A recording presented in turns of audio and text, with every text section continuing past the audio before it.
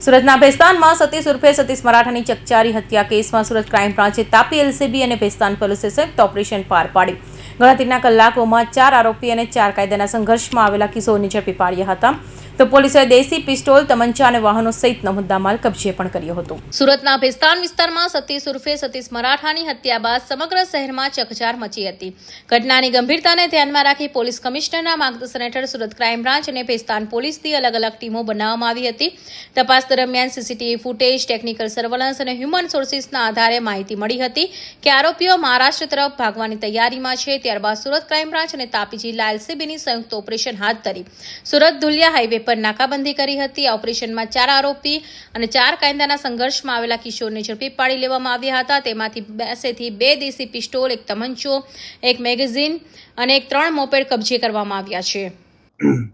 આ કામમાં જે મરણ જનાર છે સતીશ ઉર્ફે સતીશ મરાઠા, આજે સૂર્યા મરાઠી મર્ડર કેસમાં પણ હતા અને આ સૂર્યા મરાઠા અને સતીશ મરાઠે એક સાથે મિત્ર હતા અને એક સાથે ગુનાના કામમાં પણ સંડોવાયેલ હતા અને ત્યાર પછી આ બંનેના કોઈ પણ અંગત અદાવતના કારણે અલગ અલગ છૂટા પાડ્યા અને ત્યાર પછી તેઓના જે અંગત અદાવતના કારણે અને રોમાન્ટિક એંગલ પણ પોલીસ તપાસ કરવામાં આવેલ છે।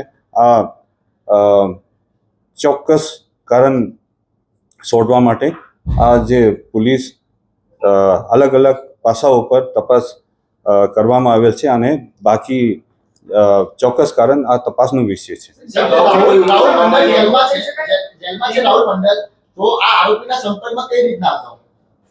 આ તપાસના વિષયો પર છે અત્યાર સુધી। અત્યાર સુધી આ ગેંગવારનું જે કોઈ પુરાવા મળી આવેલ નથી અત્યાર સુધી। હા, 2020માં ગેંગમાં હતા પણ ત્યાર પછી સૂર્યા મરાઠીના મર્ડર થયા પછી તો આ લોકો અલગ અલગ છૂટા પડ્યા છે અને ત્યાર પછી આ ગેંગના પૂર્વ રચના કરવામાં આવ્યું। આ પ્રકારની કોઈ પણ પુરાવા અત્યાર સુધી પોલીસ પાસે નથી।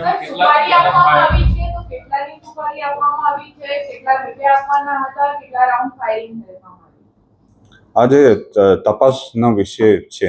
આ આરોપીઓ આ જે બલકિશોર હતા એના પાસે એમના સાથે બલકિશોર હતા, આ લોકોને ફાયરિંગ કરવામાં આવ્યું। અત્યાર સુધી તેઓના ઇન્ટરોગેશન ચાલુ છે, જેથી ચોક્કસ માહિતી તપાસ કર્યા પછી આપશે। 3 વાંધત આરોપીઓ છે। નંબર 1 રાહુલ મંડલ અત્યારે લાજપુર જેલમાં છે। રાહુલ બબન કપૂરે સુડા આવાસમાં પાંડેસરામાં રહે છે અને અત્યારે ફરાર છે। રિંકુ નામની એક માણસો જેના તપાસમાં અત્યારે ચાલુ છે।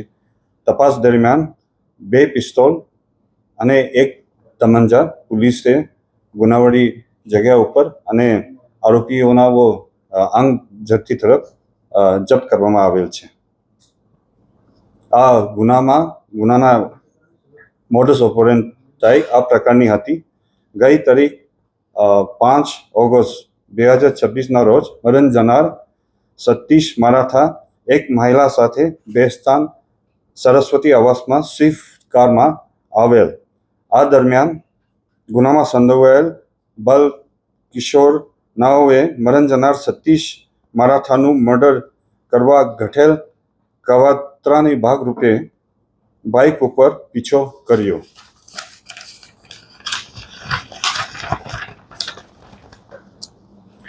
સંડોવાયેલ આરોપીઓ તથા બલ કિશોરો નાઓએ સતીશ મરાઠાને ચારે તરફથી ઘેરી લઈ તેને ઉપર તલવાર, કોયટા અને કુહાડીથી જીવલેણ હુમલા કરતા સતીશ મરાઠે ભાગવા જતા તેના ઉપર ફાયરિંગ કરી અત્યંત ક્રૂરતાથી મર્ડર કરવામાં આવેલ છે। આ કામના મરણ જનાર સતીશ મરાઠા એક ખૂબ જ સક્રિય ગુનેગાર હતા અને વર્ષ 2020માં થયેલા સૂર્યા મરાઠા મર્ડર કેસમાં તે જેલમાં હતા અને જુલાઈ 2024માં છૂટ્યો હતા। આ કામે સંડોવાયેલ આરોપીઓ કેતન ઉર્ફે સની ફેબ્રુઆરી 2026ના અરસામાં હરિઓમ સર્કલ 4 રસ્તા પાસે ગણેશ ગુઠિયા ઉર્ફે કાલુ મલિયા ઉપર ચાકુ વડે હુમલો કરેલ હતા. આ બનાવના અનુસંધાને આ કેતન ઉર્ફે સની લાજપોર જેલમાં ગયેલ. તે વખતે લાજપોર જેલમાં ગુજસીટોકના ગુનામાં કેદ રાહુલ મંડલ સાથે પરિચય થતા તેને બંનેનો દુશ્મન સતીશ ઉર્ફે સતીશ મરાઠાને મારી નાખવાનું તમામ પ્રકારની મદદ કરવાનું જણાવેલ હતું. આરોપી આ જેલમાં જે ગુજસીટોકના જે અપરાધમાં જે અત્યારે એવો જેલમાં છે રાહુલ મંડલ અને આ ગુનામાં જે મુખ્ય આરોપી છે કેતન ઉર્ફે સની બંને જેલમાં જ્યારે હતા ત્યારે એક ગુનાહિત કવત્ર રચના કરવામાં આવેલ હતા અને જ્યારે કેતન જેલમાંથી છૂટી જાય ત્યારે જે જેલમાં જે રાહુલ મારફતે અલગ અલગ પ્રકારની જે રિસોર્સિસ છે ઇન્ફોર્મેશન છે અને એના નેટવર્કના યુઝ કરીને આ જે બલ વાપરીને જે સતીશ મરાઠીને હુમલા કરવાનું છે આ જે ગુનામાં અંજામ આપવા માટે આ જે કેતન સાનીએ અલગ અલગ બાલ કિશોરોને તૈયાર કરવામાં આવેલ અને રેકી કરવામાં આવેલ અને આ જે નેટવર્કના લીધે એમને ફાઇનાન્સ અને ઇન્ફોર્મેશન મળવા માટે મદદરૂપ થયું.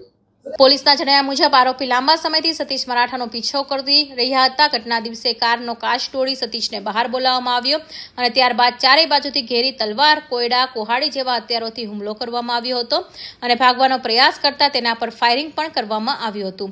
પોલીસ તપાસમાં જૂની અદાવત અને અગાઉ થયેલા હુમલાઓમાં હત્યાનું મુખ્ય કારણ હોવાનું સામે આવ્યું છે. હાલ ક્રાઇમ બ્રાન્ચ અને ભેસ્તાન પોલીસે આ મામલે વધુ તપાસ હાથ ધરી છે. Bureau report, Hind TV news, Surat.